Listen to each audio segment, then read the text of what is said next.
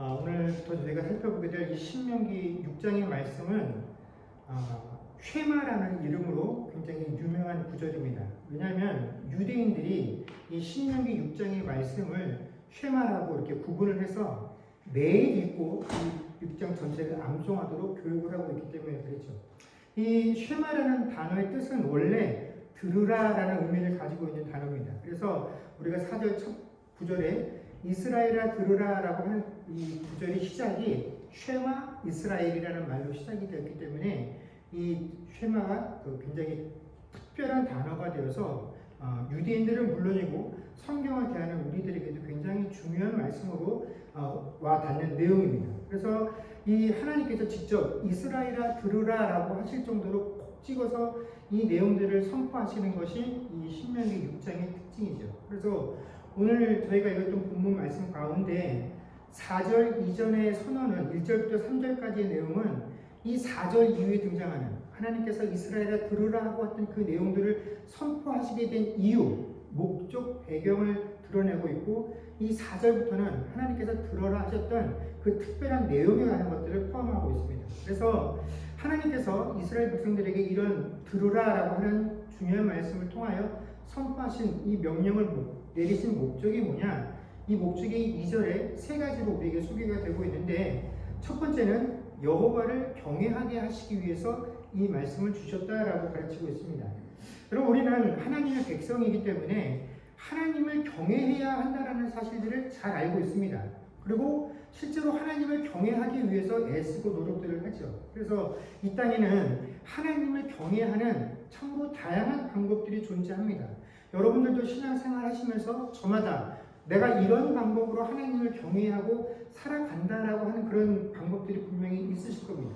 그런데 이 한국교회의 특징을 보게 되면 하나님을 경외하는 이 방법들이 몇 가지의 방법에 몇 가지에 치중되어 있는 경향이 있습니다. 그런데 이 한국교회가 특별히 싫어하는 게 있어요. 그게 뭐냐면 바로 이 말씀을 깊이 상고하는 일입니다.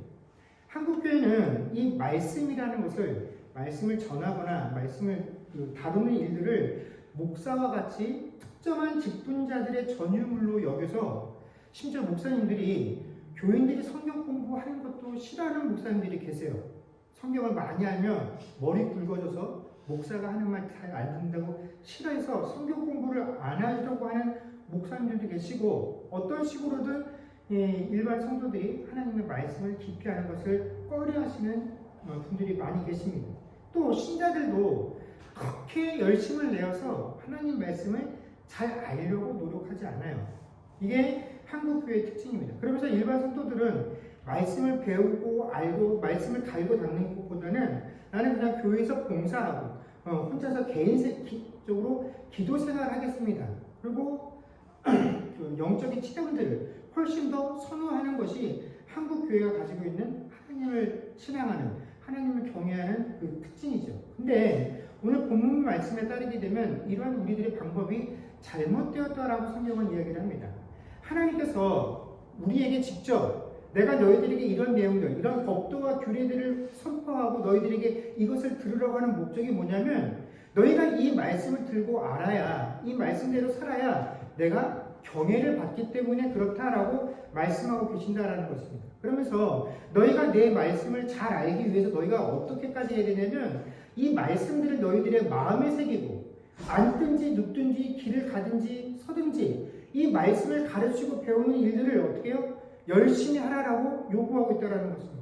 심지어 이 말씀들을 너희의 미간에 붙이고 너희들의 손목에 채워서 표로 삼으라라고 이야기를 하고 문설주와 바깥문에 붙여두어서 누구라도 이 말씀을 끊임없이 볼 수 있도록 하라고 하나님께서 우리에게 명령하셨다라는 것이죠. 하나님께서 스스로 우리에게 내가 너희들이 어떻게 해야 너희들이 나를 경외하는지 알겠느냐면 너희가 내 말씀을 듣고 그 말씀대로 살 때 내가 비로소 너희가 나를 경외하는구나 알겠어. 그러니까 내가 이걸 주는 거야 라고 말씀해 주셨음에도 불구하고 우리는 하나님이 요구하시는 거에 관심이 없어요. 그건 너무 어렵고 힘든 일이에요. 우리는 그냥 내가 잘할 수 있는 방법, 내가 좋아하는 방법으로 하나님을 경외할 테니까 내 방법대로 하나님 경외를 받으세요라고 한다라는 것은 사실 하나님을 경외하지 않는 것이죠. 하나님이 우리에게 분명한 방법과 의미를 부여해주고 계심에도 불구하고 하나님의 방법과 뜻은 의도는 필요치 않아요. 중요하지 않아요. 결국 내가 하고 싶은 대로 내가 드린 대로 하나님이 받든지 말든지 그건 하나님 뜻이에요. 근데 나는 내 방법을 통해서 내 의도를 통해서 하나님을 경외하겠습니다 라고 하는 것, 이것은 하나님을 경외하지 않는 것이죠. 그래서 우리가 말씀을 듣는 것에, 이 말씀을 아는 것에 더욱 열심을 가져야 합니다. 왜냐하면 이것이 하나님을 경외하는 방법이기 때문에 그렇다라는 것입니다. 두 번째 목적은 모든 규례와 명령을 지키게 하기 위해서 이것들을 우리에게 말씀해 주신다라고 하십니다. 자, 우리말 표현 중에 이런 표현이 있습니다. 부모님 말씀 잘 들어라, 선생님 말씀 잘 들어라 라고 하는 이 표현들이 있죠. 이때 잘 들으라는 말의 의미가 무엇이겠습니까? 선생님이 말할 때 그 말을 흘리지 말고 잘 들으라는 것입니까? 얼마나 잘 들었는지 그것들을 체크하겠다는 겁니까? 얼마나 잘 들었는지 그걸 내용을 그대로 알고 있는지 기억하고 있는지 그런 것들을 체크하겠다는 의미가 아니죠. 여기서 부모님 말씀 잘 들어라, 선생님 말씀을 잘 들어라 하는 말은 어떤 의도를 가지고 있냐면 그 들은 말씀대로 행하라는 것을 강조하기 위해서 우리가 그것을 들으라는 말로 함축해서 표현하고 있죠. 오늘 하나님께서 우리에게 말씀하신 이 말씀을 들으라라고 하는 것이 바로 그거라라는 것입니다. 단순히 하나님께서 말씀하신 내용들을 쭉 나열해 놓고 이게 하나님 말씀하신 거 내가 빠뜨리지 않고 다 적었지, 이거 알고 있지, 가지고 있지, 그걸로 끝내라는 것이 아니라 어떻게 하라는 것입니까? 하나님께서 말씀해 주시고 가르쳐 주시고 들은 것들을 거기서 멈추지 말고 그것들을 행하라는 것입니다. 결국은 하나님께서 우리에게 이 많은 규례와 법도들을 주신 이유는 너희가 그것들을 행하게 하기 위해서 내가 이것들을 주었다라고 이야기한다는 것입니다. 그래서 결국 뭡니까? 자녀들이 부모에게 야, 넌 엄마 말 참 잘 들었어 라고 하는 칭찬을 받는 이유는 뭡니까? 엄마가 말한 대로 또 아빠가 말한 대로 그대로 행했기 때문에 말을 잘 들었다라고 칭찬을 받는 거죠. 학생들도 마찬가지입니다. 선생님께서 행하라고 한 대로 행했기 때문에 너는 말을 잘 들었다라고 칭찬을 받는 것과 마찬가지로 하나님께서 우리에게 이 말씀과 규례를 주신 목적도 결국은 들은 것에서 끝나는 것이 아니라 그 들은 내용들을 어떻게 해요? 행하게 하기 위해서 내가 이 모든 것들을 주었다라고 말씀하시는 겁니다. 그러니까 신자들 중에서 이런 분들이 있어요. 나는 성경을 몇 번 읽었다라고, 성경을 몇 번 정독했다라고 그 읽은 횟수를 자랑하는 분들이 있고, 내가 1년에 한 번씩 성경을 필사한다고, 오늘 어디서부터 어디까지 성경을 적었다라고 이런 것들을 자랑하는 분들이 있는데 이런 것들을 자랑하면 안 돼요. 이건 자랑할 내용이 아닙니다. 여러분 아무리 많이 읽고 아무리 많이 적었어도 그 내가 읽은 것과 적은 것들의 내용대로 행하고 있지 않다라고 한다면 읽은 것과 적은 것들은 아무런 소용이 없는 것이에요. 하나님께서 우리에게 이것을 왜 주셨는지를 안다라고 한다면 우리는 마땅히 하나님께서 우리에게 말씀하신 이 모든 내용들을 지키고 행해야 한다라는 것입니다. 세 번째 목적은 네 나를 장국케 하기 위해서 내가 이 모든 명령과 규례를 너희들에게 준다라고 하나님께서 말씀하십니다. 자, 앞에서 제가 말했던 이 두 가지 목적, 여호와를 경외하기 위함이고 너희들이 모든 규례와 명령을 지켜 행하게 하기 위함이다라고 하는 이 두 가지 목적은 사실 우리의 신앙적인 측면들과 더 깊은 관련이 있는 내용입니다. 그런데 이 세 번째 목적, 내 나를 장구하게 하기 위해서 내가 이 규례들을 준다라고 하는 이 세 번째 목적은 우리들의 실제적인 삶과 관련되어 있는 내용이죠. 이 말의 뜻은 이해하는 데 어려움이 없습니다. 너희가 내 말씀을 가지고 살면 이 땅에 사는 날에 너희들의 시간이, 너희들의 날이 길 것이다 라는 의미입니다. 이 말이 왜 중요하냐면 이 말씀이 십계명의 5번째 계명과 깊은 관련이 있기 때문에 그렇습니다. 출애굽기 20장 12절 말씀입니다. 우리 같이 읽도록 하겠습니다. 읽겠습니다. 시작. 내 부모를 공경하라. 그리하면 내 하나님 여호와가 내게 준 땅에서 내 생명이 길리라. 아멘. 많은 분들이 이 십계명의 5번째 계명을 부모에게 효도하라는 내용으로 이해를 합니다. 부모님에게 효도하면 이 땅에서 네가 장수하게 될 것이다 라는 것으로 이 5째 계명을 받아들이는데 이 5번째 계명은 그런 내용이 아니죠.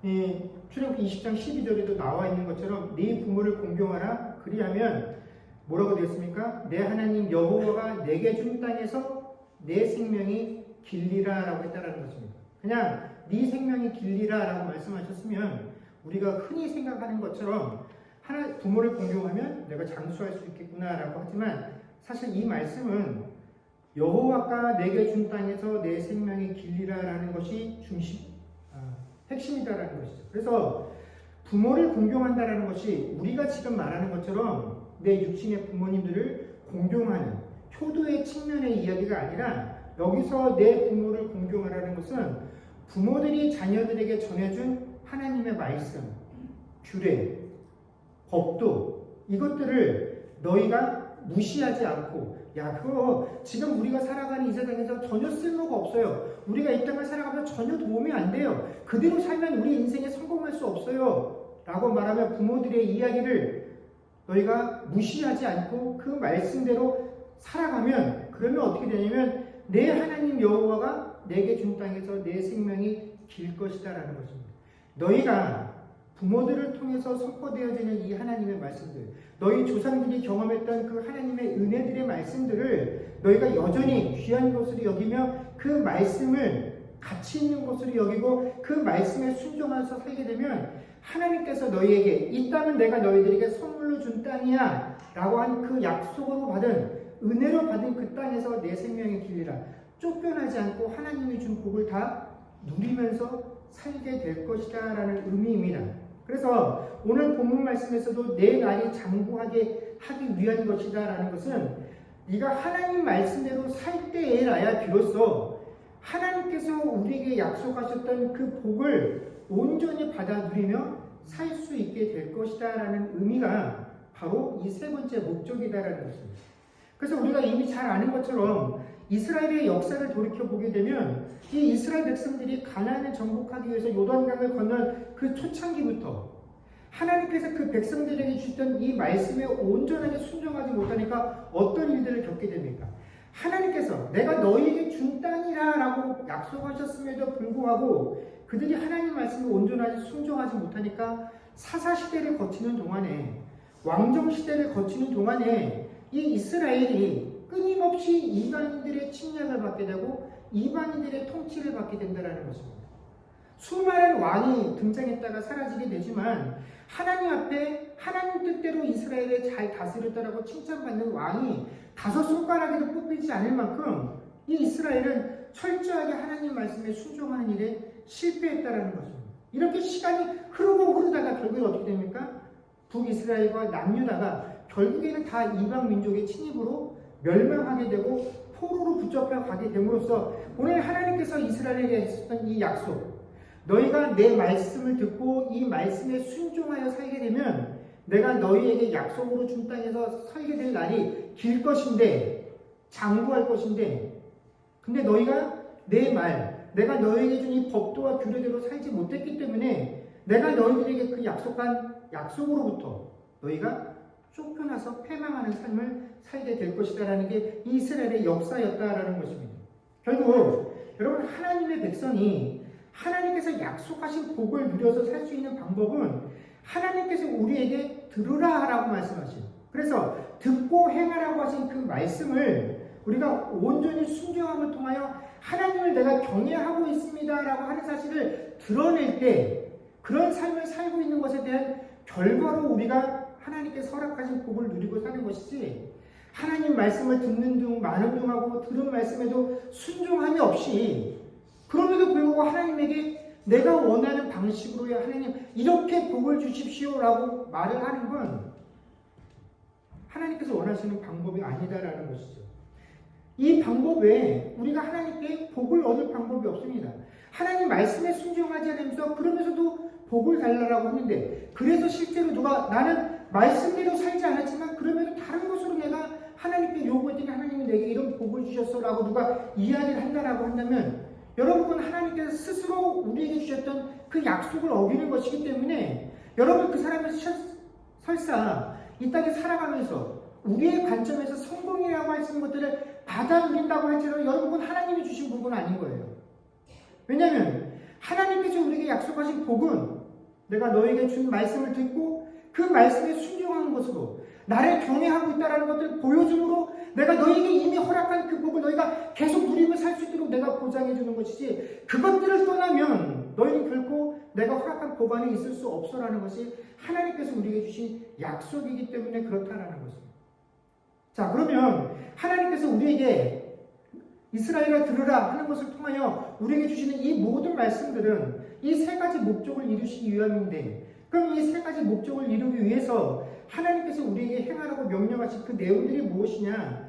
그 오늘 4절부터 9절까지 내용인데 크게 두 가지로 우리가 요약을 할 수 있을 것입니다. 먼저 5절에 보면 너는 마음을 다하고 뜻을 다하고 힘을 다하여 내 하나님 여호와를 사랑하라 라고 명령하셨습니다.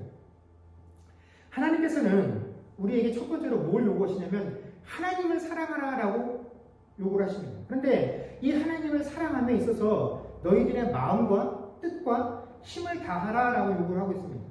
여기서 마음과 힘이라는 것은 우리가 문자 그대로 그냥 이해를 하면 됩니다. 근데 여기서 뜻은 한글로 뜻이라고 번역되어 있는 이 단어는 사실은 그 의미를 온전히 우리에게 전달하는 데 좀 부족한 번역이죠.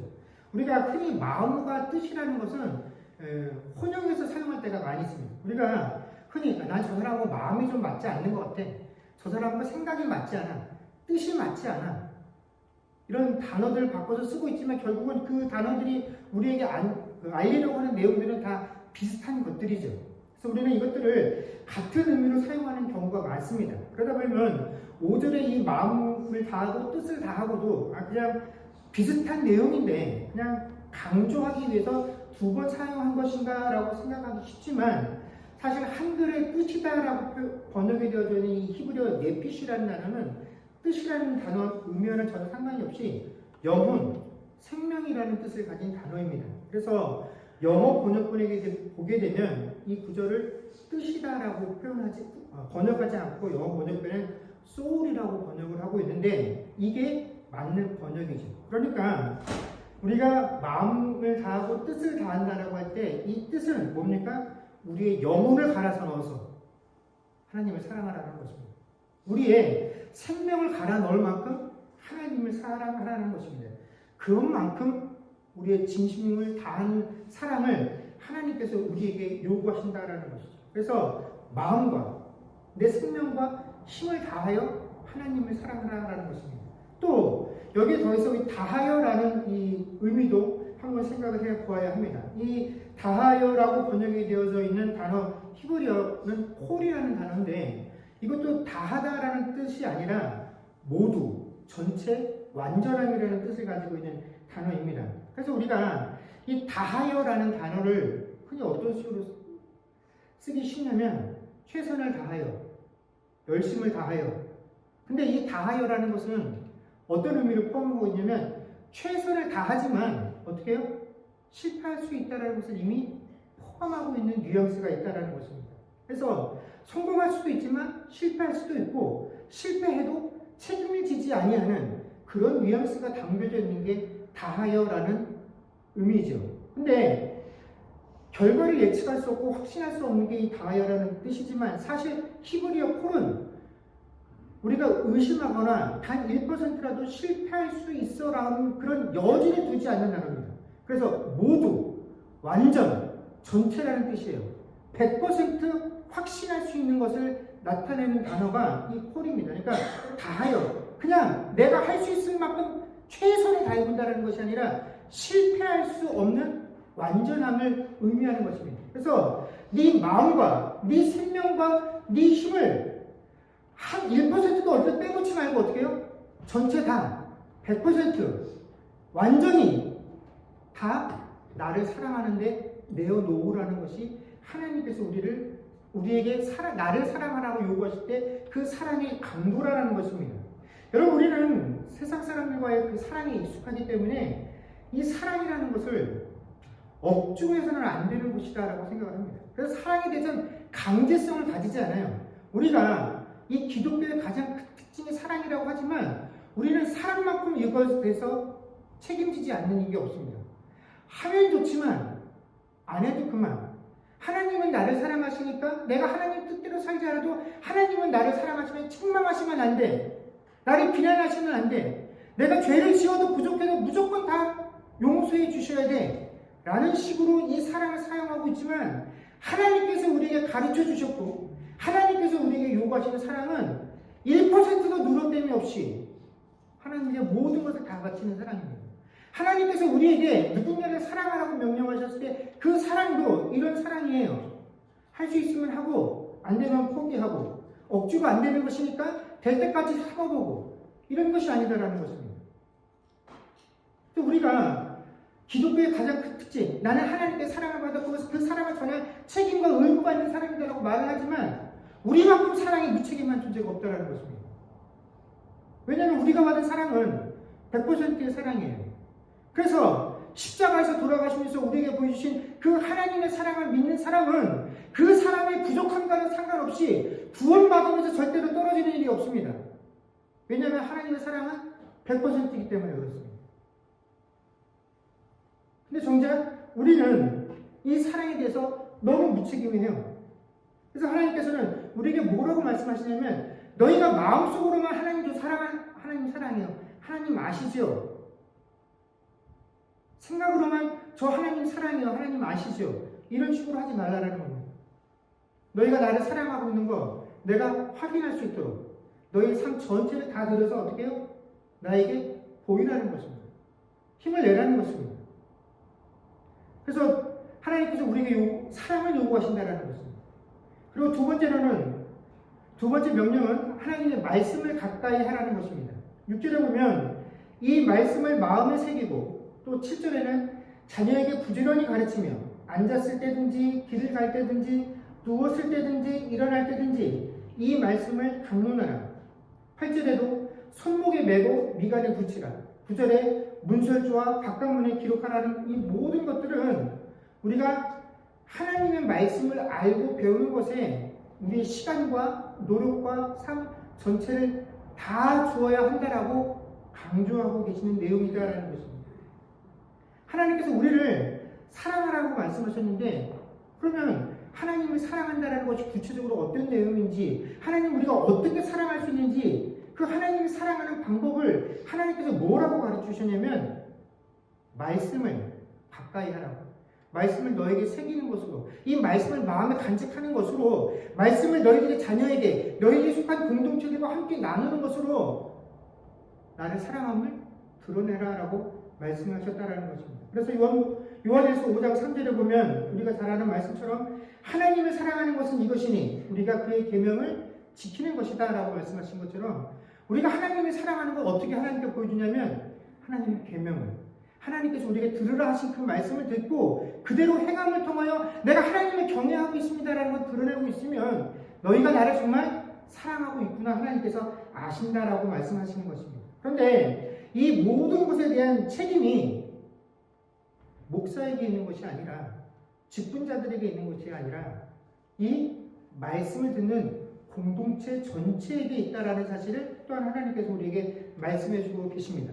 그러니까 이게 무슨 말이냐면 하나님 말씀 들어서 저 사람이 어떻게 살든 상관없이 그건 그 사람의 복이고 나만 하나님 말씀을 잘 듣고 거기에 순종해서 하나님께서 약속하신 그 복을 누리며 살고 있으면 나는 내가 할 일을 다 한 것이야 라고 말할 수 없다라는 것입니다. 왜냐하면 이 말씀이 이 명령이 누구에게 주어졌기 때문에 그렇습니까? 이스라엘에게 주어졌기 때문에 그렇습니다.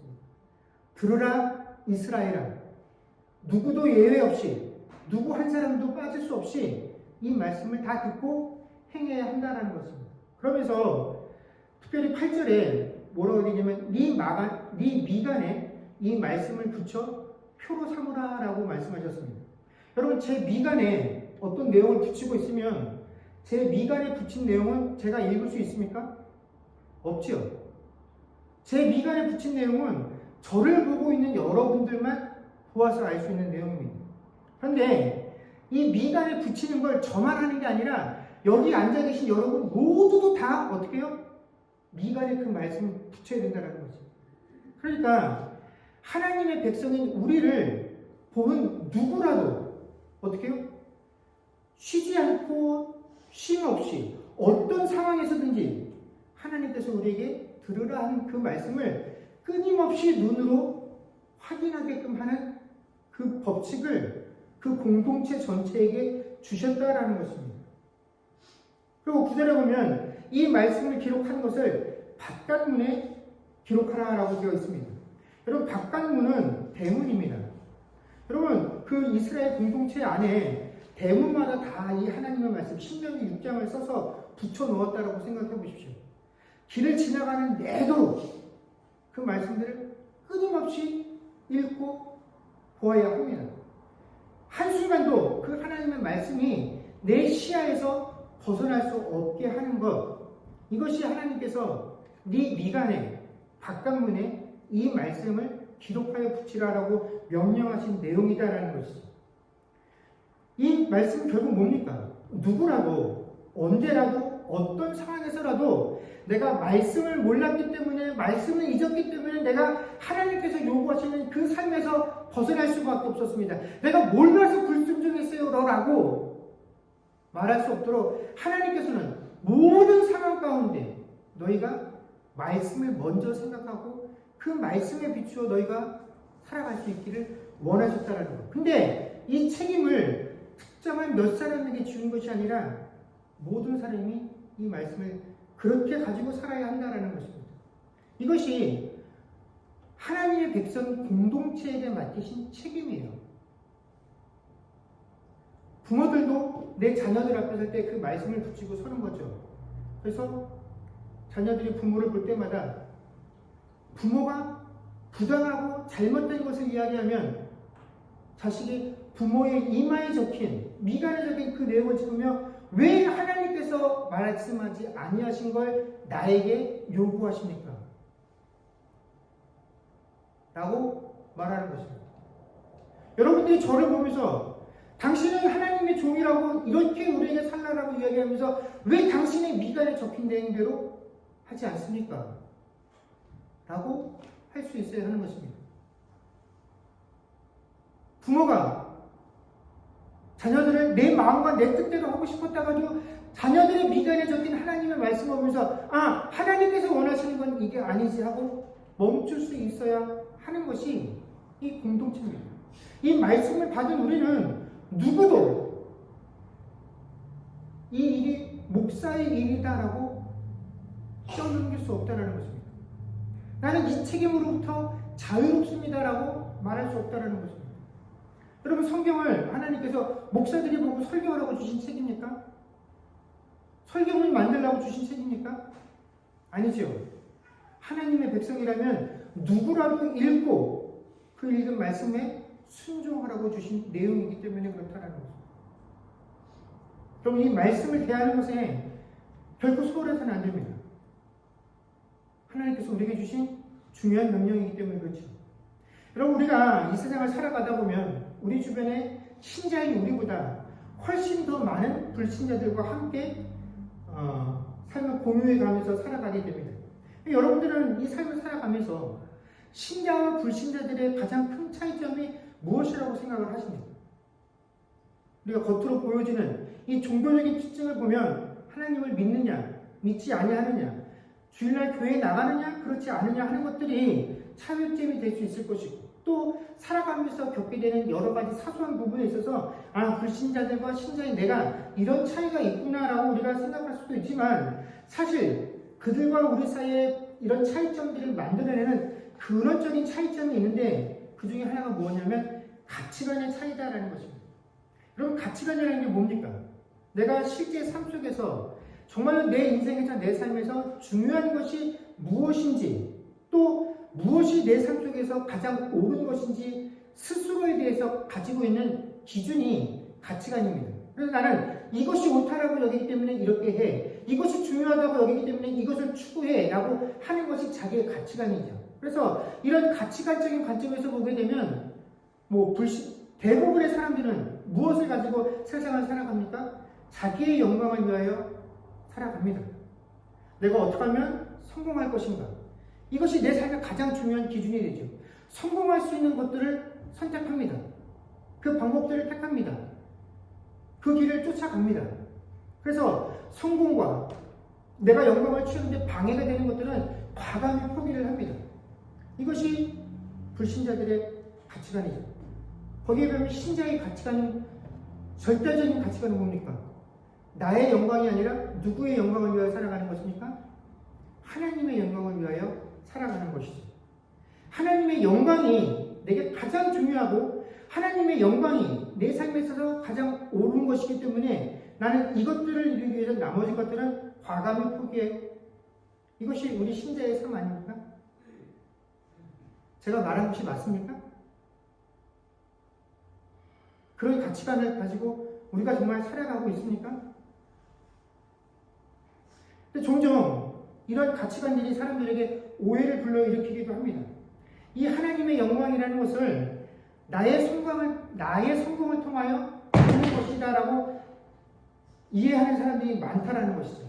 내가 세상에서 성공하면 이 높은 직분을 가지고 많이 번 돈을 가지고 하나님께 영광을 돌릴 수 있다라고 생각을 하거나, 또 이렇게 내 개인적인 성공이 아니더라고 할지라도 교회가 이름이 커지고 교회가 건물이 커지고 우리 교회 사람들이 늘어나고 우리 교회 목사님이 유명하고 이런 것들을 통하여 또 하나님께 영광을 돌릴 수 있다는 식으로 결국은 세상이 가지고 있는 가치관과 기준을 따라서 이것을 충족함으로 하나님께 영광을 돌리겠다라고 하는 경우들이 많이 있는데, 하나님의 영광은 결코 이런 것으로 받아들여지는 것이 아닙니다. 여러분 한번 생각해 보십시오. 우리가 창세기 말씀을 나누는 동안에도 살펴본 것처럼 하나님께서 홍수를 통하여 악한 사람들을 모두 멸하시고 노아와 그 후손들을 통하여 이 땅에 사람들이 번성하기 시작했습니다. 노아는 하나님께서 보시기에 의인이었던 사람입니다. 근데 그 의인의 후손들이 세상에 번창하기 시작하면서 이 사람들이 어떤 일을 하게 되냐면, 야, 우리가 다시는 홍수로 인해서 뿔뿔이 흩어지는 일을 면하자. 그래서 어떻게 합니까? 우리의 안위를 하나님께 맡기지 않고 스스로 결정하고 스스로 높아지려고 하는 그 목적들을 가지고 바벨을 쌓아 올리기 시작하니까 하나님께서 어떻게 하십니까? 그 바벨을 회파하셨다는 것입니다. 예수님께서 이 솔로몬의 성전과 그의 성공을 보면서 뭐라고 말씀하십니까? 이 모든 것들이 드럽힌 백합화원도 못하다라고 말씀하셨습니다. 여러분, 우리가 가지고 있는 그 영광의 기준을 가지고서는요, 하나님의 영광을 채울 수가 없어요. 근데 우리가 삶에서 내가 그것을 영광이다라고 여기기 때문에 그것을 성공이다라고 여기다 보니까 우리는 자꾸 이 세상적인 가치관에 속해 있는 그런 영광과 성공의 기준들을 가지고 하나님의 영광 앞에 들어서려고 하는데, 사실 그 세상적인 것들은 하나님의 영광에서 벗어날 때가 훨씬 많이 있다는 것입니다. 왜냐하면 우리 인간들은요, 본성적으로 자기를 위해서 살고자 하는 욕망이 강한 존재이기 때문에 그렇습니다. 이것이 타락한 인류의 특성입니다. 그러므로 신자는요, 하나님을, 예수 그리스도를 믿음을 통하여 중생하여 거듭났다라고 하는 하나님의 백성들의 특징은 뭐냐면, 나의 성공과 나의 욕망을 통하여 하나님께 영광을 돌리겠다라는 그것을 포기하는 것입니다.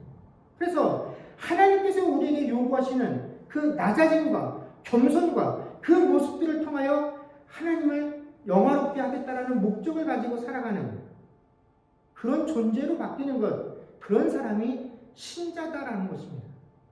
여러분, 그래서 출애굽에서 시작해서 광야 40년 동안 이 이스라엘 백성들을 인도했던 모세가 결국 가나안 땅에 들어갈 수 없었죠. 하나님께서 모세가 가나안 땅에 들어가는 것을 허락하지 않으셨습니다. 얼마나 억울합니까? 수십 년 인생을 하나님 말씀대로 이 불의한 하나님 말씀 안 듣는 이 이스라엘 백성들을 인도해 왔는데, 그 결과가 하나님이 약속하신 가나안 땅을 볼 수 없다라는 것, 참으로 침통하고 애통하고 속상하고 그럴 일인데 모세는 거기에 순종합니다. 여러분, 갈멜산에서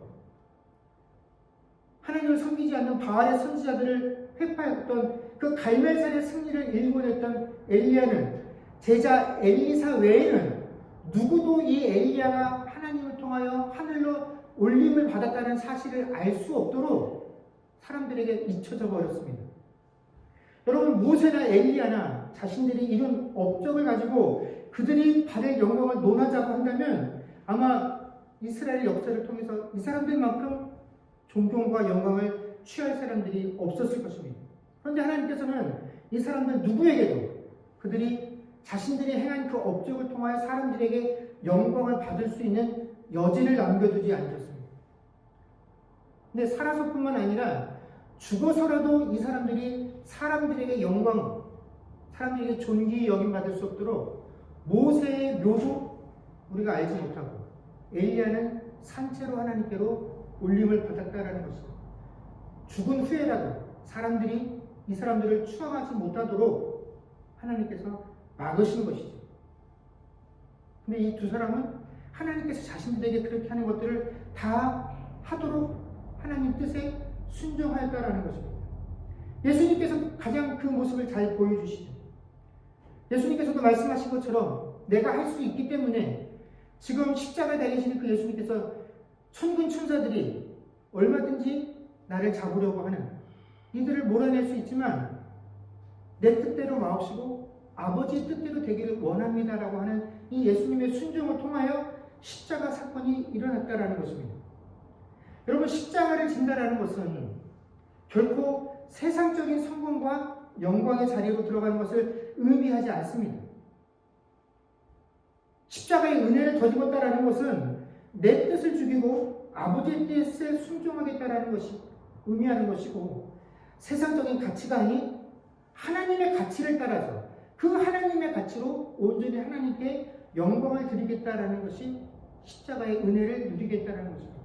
여러분, 십자가를 우리가 진다라는 것은, 십자가 은혜 안에 들어간다는 것은 세상적인 가치관으로 보면 실패이자 고통의 자리일 뿐이다라는 것입니다. 그런 자리가 십자가죠. 근데 바울은 뭐라고 얘기했냐면 내가 자랑할 것은 십자가밖에는 없다라고 이야기했습니다. 예수님께서 너희가 정말로 내 제자가 되려고 하느냐? 그럼 어떻게 하라고요? 자기 십자가를 지고 내 뒤를 따르라라고 명령하셨습니다. 이것이 신자가 살아가야 될 삶의 길입니다. 사랑하는 성도 여러분, 우리는 어떤 신자가 되어야 합니까? 지금 우리는 어느 위치에 서 있습니까? 우리 인생의 가치관은 정말로 하나님입니까? 하나님의 영광입니까? 아니면 나의 영광입니까?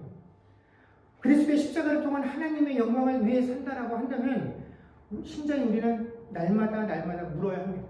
하나님, 내가 정말 하나님께서 말씀하신 그 말씀을 다 들어서 들은 말씀에 순종함들을 통하여 하나님을 영화롭게 하는 그런 삶을 살고 있습니까?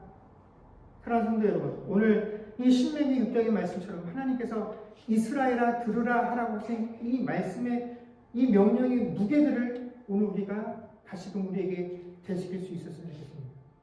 지금 이 순간에 하나님께서 우리 각자의 이름을 들으면서 아무개야 들으라 하시고 하나님의 음성을 들어주실 것입니다.